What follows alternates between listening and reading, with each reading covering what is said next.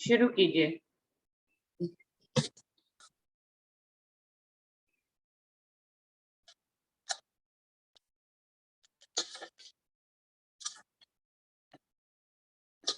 श्री प्राण हाँ जी, बोलो श्री प्राणनाथ प्यारे की जय। बोलो श्री सतगुरु महाराज की जय। इश्क जब रूह को मिला, रंग कुछ ऐसा खिला, जैसे सावन में बहारें गुलिस्तां में आए। इश्क जब रूह को मिला, रंग कुछ ऐसा खिला, जैसे सावन में बहारें गुलिस्तां में आए। साच साहिब के बिना इश्क ये मिलता नहीं। साच साहिब के बिना इश्क ये मिलता नहीं। गुलशने खिलवत बिना इश्क ये खिलता नहीं। इश्क शरीयत से परे मारिफत में ले चले। जग में रह कर भी रहे, जग से पराए। इश्क जब रूह को मिला, रंग कुछ ऐसा खिला, जैसे सावन में बहारें गुलिस्तां में आए। इश्क दरिया से कोई कुछ भी तो गहरा नहीं।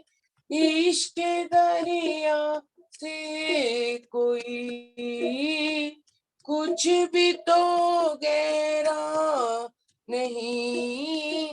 इश्क दिल में इश्क बिन कुछ भी तो ठहरा नहीं।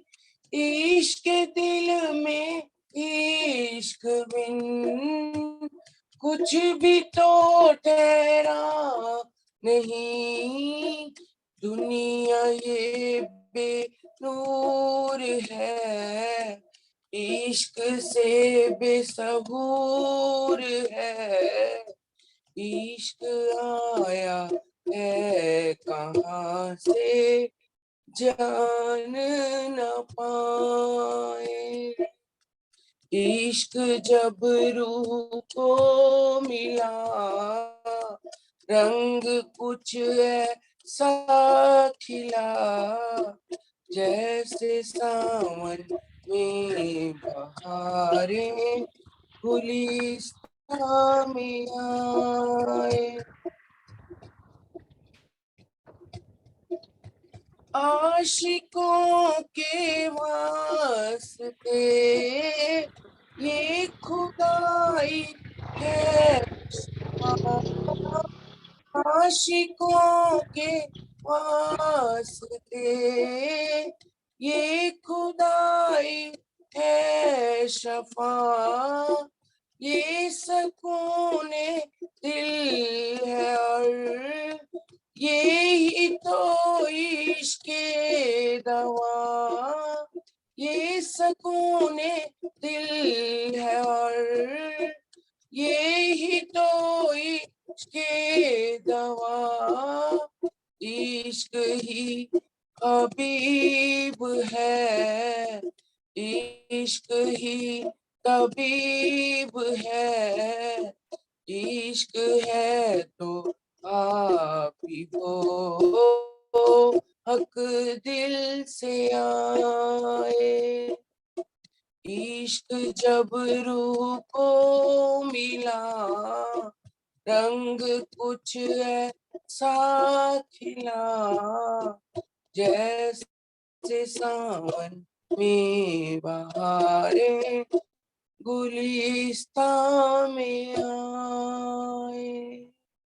बोलो श्री प्राणनाथ प्यारे, बोलो श्री सतगुरु महाराज की।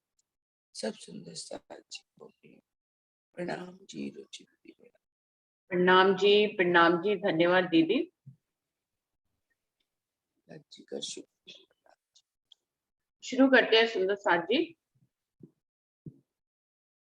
प्रथम लागू दुई चरण को, धनी ना छुड़ाइयो खेन। लाख तली लालेड़िया, मेरे जीव के ही जीवन। इन पाँव तले पड़ी रहो, धनी नजर खोलो बातून। पलना वालों निरखो नेत्रे, मेरे जीव के ही जीवन, मेरे जीव के ही जीवन। चर्चा प्रारंभ होत है, सुनो साथ चित दे। भजो राज श्यामा श्री प्राणनाथ, सखी जीवन हमारोए। श्री महामति कहे साथ जी, भया चर्चा का वखत। अब तुम सुनियो चित्त दे, लाल आगे आए बैठे इन तखत। लाल आगे आए बैठे इन तखत। बोलिए श्री प्राणनाथ प्यारे की जय। बोलिए श्री सद्गुरु महाराज की जय।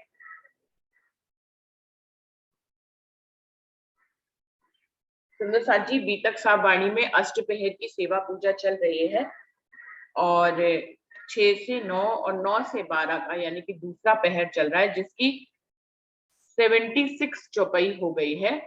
आरोगने की लीला हो रही थी। धनी स्नान करने के बाद पहले 9 से 11 चर्चा करते हैं, 11 से 12 के बीच में वो स्नान करते हैं और फिर जो है आरोगते हैं। तो इस लीला की का वर्णन में अभी आरोगने की लीला हो गई थी। पान बीड़ा कैसे उनको दिया जाता है, और जो तंबोल को ले आया प्रहलाद, कल्याण सेवा करत है प्रहलाद के आज। प्रहलाद भाई जो है तंबोल आरोगने के बाद तंबोल देने की सेवा करते हैं।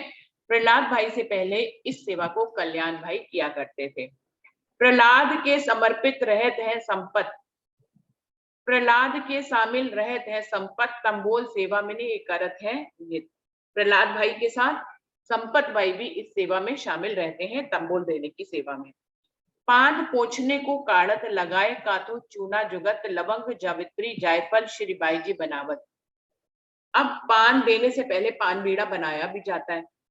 तो बाई जो राज पान बीड़े को बनाती है, वो सबसे पहले पान के पत्तों को पानी से धोती हैं, फिर उन्हें साफ कपड़े से पोंछती हैं, फिर उसमें कत्था चूना बड़ी जुगत से लगाती हैं, लवंग जावित्री जायफल उसमें डालकर पान का बीड़ा बनाती हैं।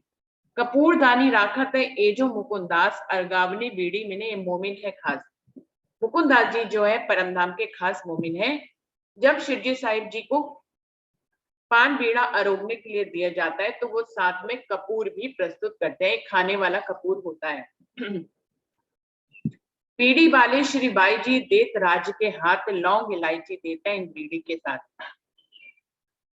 बाई जी जिस बीड़ी पान की बीड़े को तैयार करती हैं, अपने हाथों से शिरजी साहिब जी को प्रस्तुत करती हैं और लौंग और इलायची भी उस पान के बीड़े के साथ देती हैं। महाराजा अर्गा वही अपने हाथ तंबोल श्री राज रीच के कहते कोई नहीं सेवा इन तोड़। जब महाराजा छत्रसाल जी आ जाते हैं तो पान बीड़ा अर्गाने की सेवा महाराजा छत्रसाल जी ले लेते हैं और शिरजी साहिब जी उनके ऊपर रीझ कर कहते हैं कि इनकी सेवा के समान कोई सेवा नहीं है। पहले गिरधर सोनी सेवा करी तंबोल की, पीछे छोड़ी इनने साथ जब खेच करी। सबसे पहले गिरधर सोनी जो है शिवजी साहिब जी को तंबू लगाने की सेवा किया करते थे। बाद में जब सुंदर साथ ने उनसे इस सेवा को मांगा तो उन्होंने इस सेवा को छोड़ दिया। कस्तूरी को राखत बेनी दास कोई दिन, श्रीराज अरोगत पान में सेवत है देह मन। और बेनी दास जी ने अपने पास कस्तूरी रखी हुई है। शिवजी साहिब जी को जब पान बीड़ा अर्गाया जाता है तो वो कस्तूरी भी प्रस्तुत करते हैं और शिवजी साहिब जी पान बीड़े के साथ कस्तूरी भी ले लेते हैं। आरोगत आनंद सो बातें करत बनाए, सेज समारी पौड़न की सख्या सेवन को इत आए। बड़े आनंद से शिवजी साहिब जी पान बीड़ा आरोगते हैं, साथ में सुंदर साथ से थोड़ी थोड़ी प्रेम भरी बातें भी करते जाते हैं। और अब समय हो जाता है धनी के आराम करने का। तो जो उनको पढ़ाने वाले सुंदर साथ जो सेवा में होते हैं वो अपनी सेवा में हाजिर हो जाते हैं। इत पावड़े बिछावत पधारत घर मानिक, हाथ पकड़ उठा वही लच्छी दास गुजरत। तो मानिक के घर में जाना है और शिवजी साहिब जी के चरणों के आगे पावड़े बिछाने की सेवा सुंदर साथ करते हैं और लच्छी दास जी जो बुजुर्ग सुंदर साथ हैं वो धनी का हाथ पकड़कर उठाते हैं। सुंदर साथ जी अभी ये प्रकरण खत्म हो जाए तो लच्छी दास जी का एक प्रसंग है जिसको हम सब समझेंगे। कितने कितने भावपूर्ण लच्छी दास जी थे धनी की सेवा में, उन्होंने कितनी सेवाएं करी हैं, इसको इस प्रकरण के बाद हम लोग देखेंगे। आशा ले हाजिर क्या गंगादास, इस ले आए लटके मटके चलत बीड़ी बाता करे बनाए। गंगादास जी एक छड़ी शिवजी साहिब जी को प्रस्तुत कर देते हैं और शिवजी साहिब जी छड़ी को पकड़कर लटकते मटकते हुए चलते हैं और बीच बीच में मीठी बातें करते जाते हैं। जब महाराजा आवत तब हाथ पकड़े, दूसरी तरफ लालदास को शिवराज हाथ दे। जब महाराजा छत्रसाल जी आते हैं तो वो हाथ पकड़ने की सेवा एक तरफ से करते हैं, दूसरी तरफ से लालदास जी करते हैं। सुंदर साथ जी सभी सुंदर साथ सेवा में रहते हैं। लालदास जी की बात आती है कि वो जब आते हैं हमेशा उनके साथ लिखा है कि जब महाराजा आवत, जब महाराजा छत्रसाल जी आते हैं तो सेवा को वो ले लेते हैं सुंदर साथ से। महाराजा छत्रसाल जी क्योंकि धनी ने अब उनको कार्यभार भी सौंप दिया है, उन्होंने तो अपना सारा राज्य शिवजी के चरणों में समर्पित कर दिया था, लेकिन अभी शिवजी साहिब जी ने उनको सारा कार्यभार वापस सौंपा है अपने हुक्म से, तो उनको सारा कार्यभार भी संभालना होता है, इसलिए वो सेवा का समय निकाल निकाल कर शिवजी साहिब जी की सेवा करने के लिए आते हैं। फिरती बखत हाथ पकड़े लेत प्रेम दास लाल, मकरंद इनके सामिन सेवत दिल खुशाल। और शिवजी साहिब जी जब मन के घर से वापस लौटते हैं तो उनको हाथ पकड़ने की सेवा प्रेमदास और लालदास जी करते हैं और मकरंद भाई भी इसमें शामिल रहते हैं जो दिल में खुशहाल होकर इस सेवा को करते हैं। सेज बिछाई सनेसो एजो द्वारिका दास, प्रेमदास दूजी तरफ और सेवे साथ जो खास। शिवजी साहिब जी जिस सेज पर विराजमान होकर आराम फरमाते हैं उस सेज को बिछाने का कार्य की सेवा द्वारका दास जी करते हैं और प्रेमदास भी दूसरी तरफ से सेवा को करते हैं। और ये खास मोमिन है, बड़ी खास सेवा उनकी है। चारों तरफ बिछाए पावड़े प्रदक्षिणा के गिरद, लटके मटके चलत मोमिन सेवे कर मरद। और सेज के चारों तरफ पावड़े बिछा देते हैं कि शिवजी साहिब जी पता नहीं किस तरफ से आ जाए, तो किसी भी तरफ से आने के लिए कि उनके चरणों के नीचे पावड़ा होना चाहिए, चारों तरफ पावड़े बिछा देते हैं और शिवजी साहिब जी लटकते मटकते चलते हुए आते हैं और अपनी सेजा पर विराजमान हो जाते हैं। मोमिन उनकी सेवा अपना धाम का धनी समझकर कर रहे हैं। संग जुत सयन के घेर के चले साथ, गाने गावे वारी श्री राज की जाके राजे पकड़े हाथ। तो इस प्रकार से सखियों के जुट के बीच में शिवजी साहिब जी चलते हुए आते हैं, घेर कर सुंदर साथ उनको चलते हैं, वो लटके मटके चलते हुए अपनी सेजिया जिस पर वो आराम करते हैं वहां तक आ जाते हैं। वारी के गाने वाले सुंदर साथ अपना वाणी गायन के लिए आ जाते हैं। जाके राजे पकड़े हाथ, वाणी परमधाम की वाणी, अक्षरातीत पूर्ण पारब्रह्म की वाणी का गायन सिर्फ वही सुंदर साथ कर सकते हैं जिनका धनी ने हाथ पकड़ रखा है। सैया राज रिझावत वचन मीठे बोल, शिवराज रिझावे सैयन को कोई नाही इन सुख तौल। क्या कह रहे हैं? सखियां रिझाती हैं मीठे मीठे शब्दों में, मधुर वचनों से वाणी को गाकर धनी को रिझाती हैं। और श्री राज रिझावे सैयन को अरस परस का नाता है, धनी भी उनको रिझाते हैं उस वाणी का अर्थ बताकर, उसके भेद खोलकर। वो भी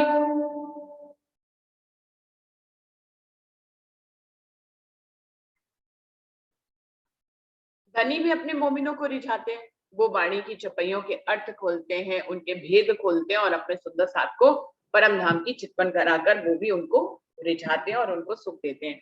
कबहु बानी रास की गावत है कर प्रेम, कबहु ब्रज लीला में ने कबहु ना लेवे नेम। वो कह रहे हैं कभी सुंदर साथ रास की वाणी गाते हैं, कभी ब्रज लीला के किरंतन गाते हैं, कोई नियम नहीं है, जिसके दिल में जो आता है वो गा सकता है।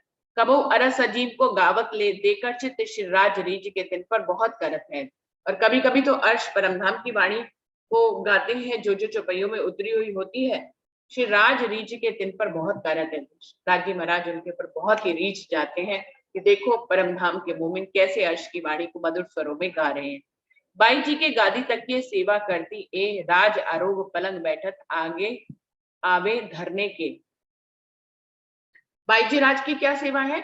जब शिवजी साहिब जी मानी के घर से लौटकर पलंग पर विराजमान हो जाते हैं तब वो गादी और तकिए जो है वो शिवजी साहिब जी के दोनों तरफ रखने की सेवा करती हैं। जब आरोग कर पलंग पर बैठते हैं तब वो गादी और तकिए की सेवा करती हैं। सुख देत सने सो कई भातों कर हेत अत मीठी रसना बोलत धाम धनी सुख देत। शिवजी साहिब जी अपने मोमिनों को कई तरह से सुख देते हैं, कई भांतों कर हेत उनके पास उनके साथ वो कई तरह से प्यार करते हैं।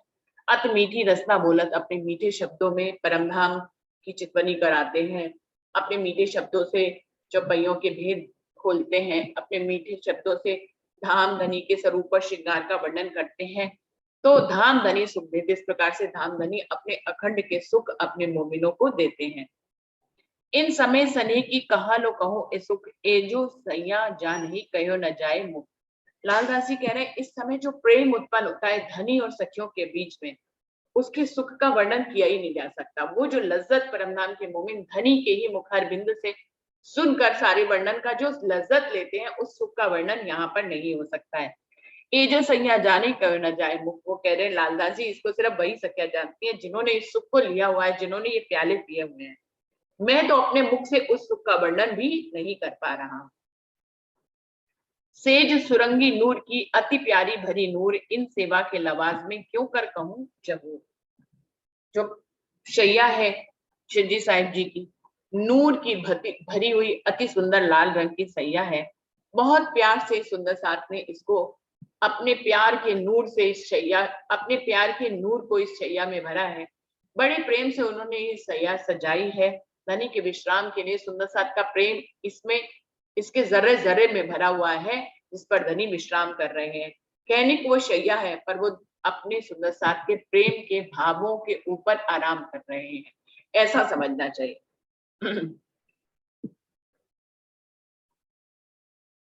सेवा तत् सने सो साथ गिरदवाए घेर सखिया गिरद घेर के चरणों लागे बेर बेर। सुंदर साथ बड़े प्रेम से सेवा करते हैं, चारों तरफ से पलंग को घेर लेते हैं।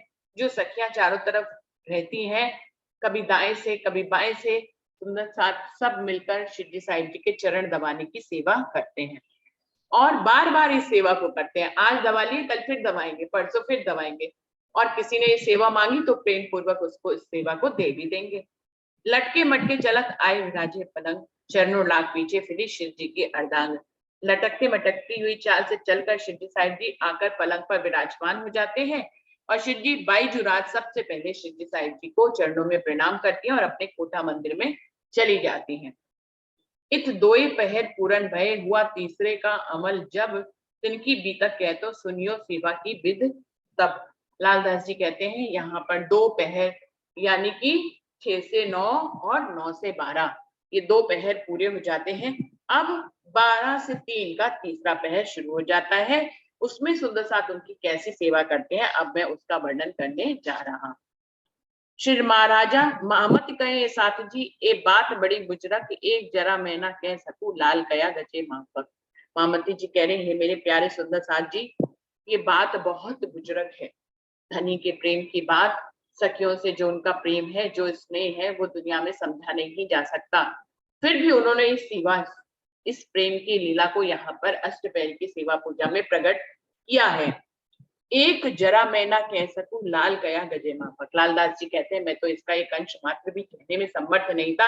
ये तो धनी का हुक्म है कि उन्होंने मुझे जागृत बुद्धि दी है, जिसके कारण से मैं अपनी उस जागृत बुद्धि के माध्यम से शोभा का थोड़ा सा बखान कर पाती हूँ और इसका स्मरण कर पाती हूँ।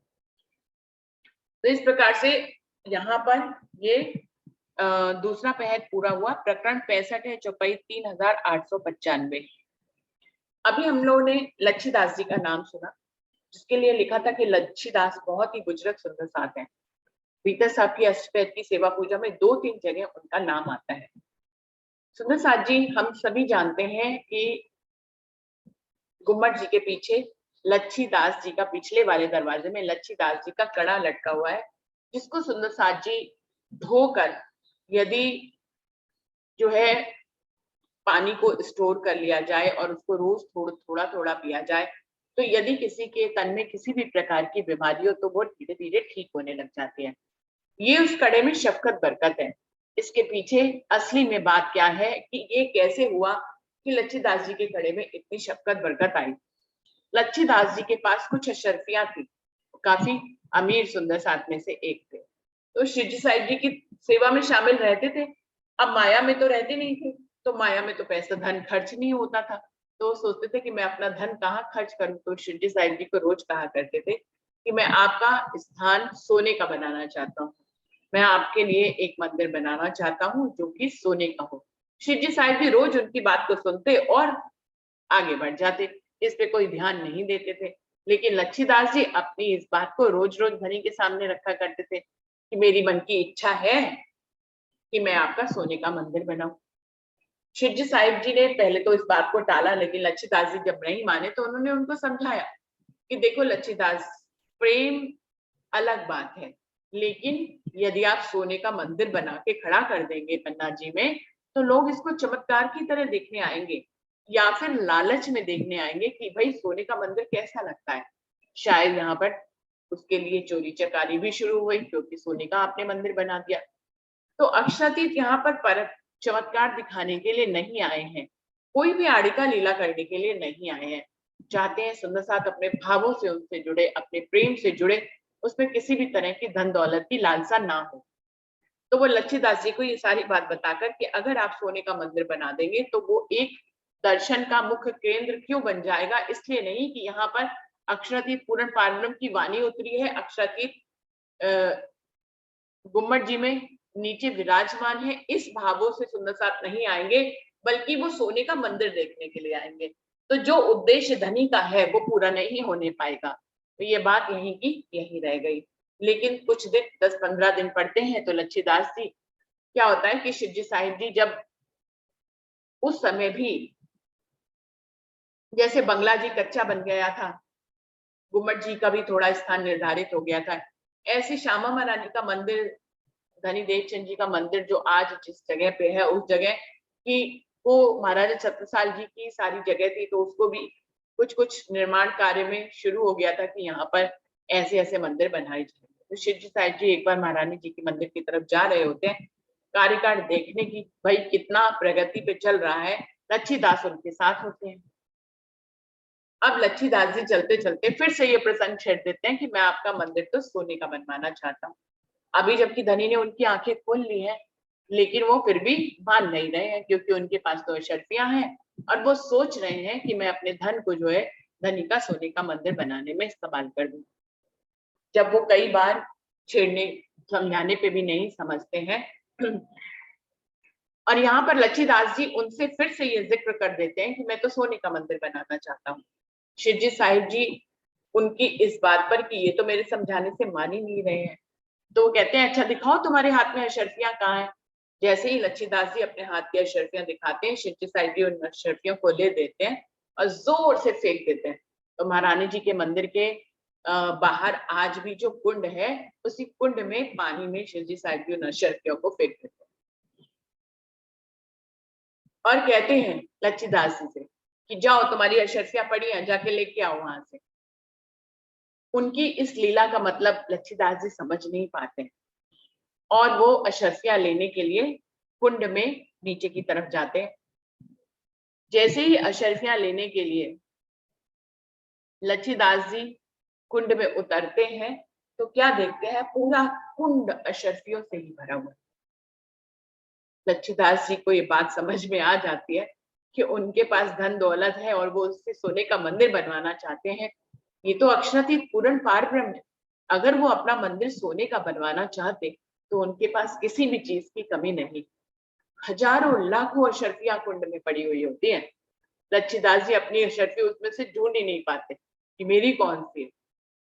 तब उनको ये धनी की लीला समझ में आती है कि धनी नहीं चाहते कि उनका मंदिर सोने का बने।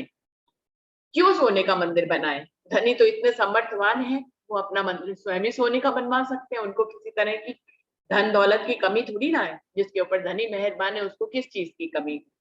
लेकिन वो बनवाना ही नहीं चाहते। तभी तो उन्होंने लच्छीदास जी के अशर्फियों को इन अशर्फियों के बीच में फेंककर उसको मिला दिया। लच्छीदास जी अपने अशर्फी को नहीं पहचान पाए। बहुत मेहनत करने के बाद, वो ये सारा नजारा देखने के बाद जब ऊपर शेठी साहिब जी के पास आते हैं तो शेठी साहिब जी उनसे पूछते हैं, ले आए तुम अपनी अशर्फी? लच्छीदास जी शर्मिंदा हो जाते हैं। तब शेठी साहिब जी कहते हैं, मुझे तुम्हारे मन की बात मालूम है। तो लच्छीदास जी पूछते हैं कि मेरे मन की बात तो आपका सोने का मंदिर बनवाने की थी, जो अब आपने बात खत्म ही कर दी। शिवजी साहिब जी कहते हैं, नहीं, तुम्हारे मन की बात सोने का मंदिर बनवाने की नहीं थी, बल्कि तुम्हारा मन जो है बुजुर्ग की लेना चाहता था।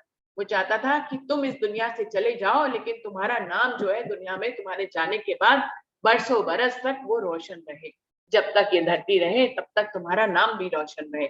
हम अपने जीवन में जरूर ही कुछ ऐसा करना चाहते हैं कि हमारे जाने के बाद भी हमारा नाम रोशन होता रहे, लोग हमारे नाम की बात करें और हमारे नाम की दूसरों को एग्जाम्पल दें। तो इस तरह के भाव हर सुंदर साथ के दिल में कहीं ना कहीं रहते हैं और आज भी रहते हैं। तो शिवजी साहिब जी उनके मन की मंशा समझ जाते हैं कि सोने का मंदिर बनवाने के बहाने वो अपनी महिमा जो है पूरी दुनिया में करवाना चाहते थे कि इन्होंने सोने का मंदिर बनवाया। लेकिन अभी धनी ने उनकी लीला, उनको ये अशर्फियों की लीला करके दिखाई। और फिर वो लच्छीदास जी कहते हैं, लच्छीदास जी से कहते हैं कि मुझे मालूम है तुम जो है अपने नाम को अपने जाने के बाद भी कायम रखना चाहते हो, तो मैं तुम्हें ये आशीर्वाद देते हूँ। उस समय लच्छीदास जी ने अपने हाथ में कड़ा पहना हुआ होता है, तो शिवजी साहिब जी उनका कड़ा उनसे उतरवाते हैं। उस कड़े को अपने हाथ में लेकर अपनी नूरी नजरें उस कड़े के ऊपर डाल देते हैं और लच्छीदास जी को कहते हैं कि ये कड़ा जो तुम्हारा नाम का है, लच्छीदास जी का कड़ा, इस कड़े को जो है इसमें इतनी शफकत बरकत होगी। धनी उसी समय उस कड़े के ऊपर अपनी नूरी नजर डालकर ये आशीर्वाद प्रदान कर देते हैं कि हे लच्छीदास, ये जो तुम्हारा कड़ा है इसको कोई भी सुंदर साथ आने वाले समय में कभी भी, परसों जब तक ये धरती है तब तक तुम्हारे इस कड़े से जल से, यमुना जी के जल से कोई धोकर उस जल को का सेवन करेगा रोज प्रतिदिन, तो धीरे धीरे उसके शरीर के रोग खत्म होते चले जाएंगे। तो इस तरह की शफकत बरकत उनके कड़े में डालकर उनको कड़ा दे देते हैं। फिर उसके बाद लच्छीदास जी उस कड़े को कभी नहीं पहनते। और जब मंदिर का निर्माण हुआ, कुबट जी, बंगला जी, बाईजूराज के मंदिर का और धनीदेव चंद जी के मंदिर का निर्माण होता है, तो गुम्मट जी के पिछले वाले दरवाजे में लच्छीदास जी के कड़े को लगाया जाता है। उसकी महिमा आज भी है। जो कि सुंदर साथ अपने शरीर के कष्टों से परेशान होते हैं, वो लच्छीदास जी के कड़े को यमुना जल से धोकर उस जल का धीमे धीमे सेवन करते हैं, तो उनकी सारी बीमारियां थोड़े ही समय पर खत्म होने लग जाती है। जो काम डॉक्टर नहीं कर सकता है वो काम लच्छीदास जी का कड़ा करता है। लेकिन सुंदर साथ जी हमें लच्छीदास जी के कड़े पे भी पूर्ण ईमान लेकर ही उस कड़े का जल लाकर पीना चाहिए। यदि आपका ईमान नहीं है कि मेरा पता नहीं रोग ठीक होगा या नहीं होगा, ये तो असाध्य रोग है, डॉक्टरों ने भी मना कर दिया है कि ये ठीक नहीं होने पाएगा, यदि इन संशयों के साथ आप उस जल को पीते भी हैं तो फायदा नहीं होता है।